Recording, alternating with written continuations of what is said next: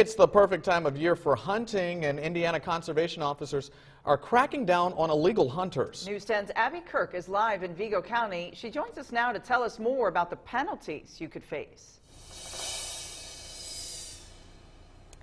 That's right. With hunting season in full swing, it's a reminder to all that you can face some serious consequences if you go hunting out of one of these. Yeah, it really nailed something, didn't it? Scott Webster has been hunting for 42 years. When I took my first deer, I was the ripe old age of 13. It's the challenge he loves. You work so hard to get these animals, and you know, they're really, really smart, smarter than most people give them credit for. So when you do finally get one, it's a big deal. And when people don't play the game right, A lot of people just get really greedy. he says it shines a bad light on hunters everywhere. What you need to realize is a hunter is not a poacher, and a poacher is not a hunter. There's a big difference between the two. One form of poaching is the act of hunting out of a car window without the proper permission. That's illegal and could give you up to 6 months in jail and a $1,000 fine if you're caught. Not to mention the replacement fee of $500 paid to the state for the animal that was killed. And as much frustration that comes from poachers killing wildlife, Webster says it also is a safety concern.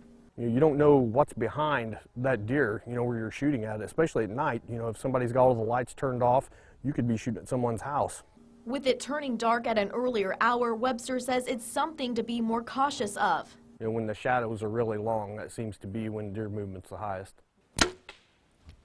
Conservation officers say they can use your help. It's called Turn In a Poacher, or TIP for short, a program created for Indiana citizens to play an active role in protecting natural resources.